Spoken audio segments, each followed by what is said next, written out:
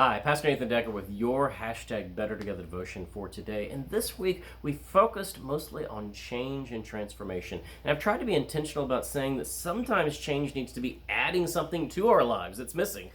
When I was 35, I added the idea of exercise into my life. I started running, I started working out, doing things that were added benefits to who I am.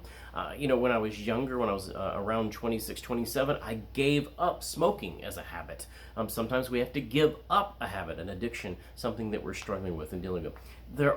What we're talking about a lot of times when it comes to change is that word habit, whether it's coming on and adding a habit to us or whether it's taking away a habit or removing a habit from our lives.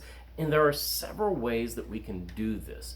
We can reassign, we can replace, we can remove, or we can reconcile. These are ways that you can deal with habits. So sometimes we need to reassign. Reassigning means that you find a way to associate whatever that habit is with being bad.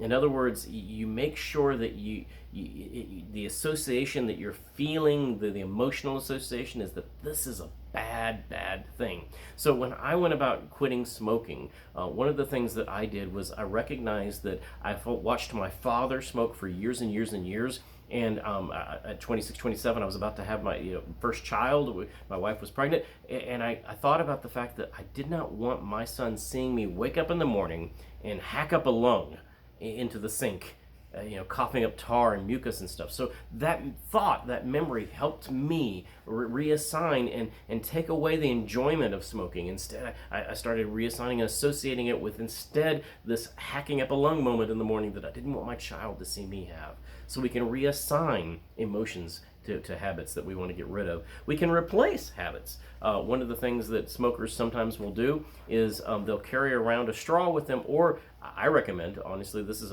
adding a healthy habit to you as well. Have a glass of water or a cup of water with a straw in it, and every time you're wanting to do that puff thing, take a drink of water, because it re-stimulates and it reassigns the understanding, and it replaces that sensation of something coming into your body. And water's a healthy thing anyway, right?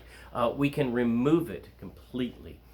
This is the hardest one, cold turkey, abstinence. If you're trying to get rid of a habit, removing it completely from your lives is so hard, but it is one of the ways that sometimes is necessary. And if you really need to get help through the withdrawals of something like heroin or something, there are drugs that can help you through that. Go find someone professional who will empower you and help you to do that as well. Obviously, there are some things that when you're trying to quit as a habit that you can't completely remove out of your lives. So people who have a food addiction or people who have a sex addiction, oftentimes those are things that we don't want to get rid of altogether and totally. And so there's ways of understanding the other ways of trying to handle it, whether it's reassigning, replacing, or reconciling.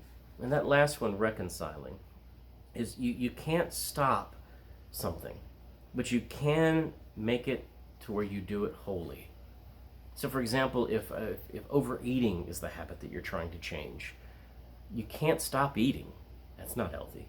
But you can start refocusing why you're eating, what it is.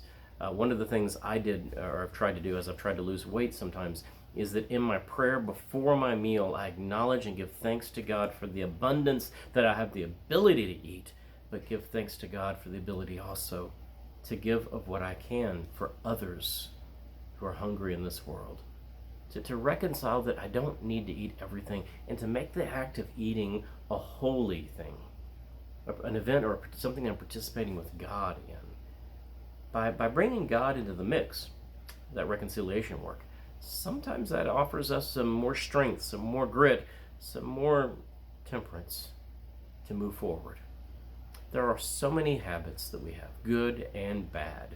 Some that we want to pick up, some that we want to get rid of. These are ways and tools I've told you today of how to navigate and maybe get rid of some bad ones. Take time, though, to be the change. Be the change you seek. Be acknowledging what you want to change, acknowledging God's presence, celebrate it, forgive yourself, find an accountability partner, and move forward. Move forward to be better together. Amen.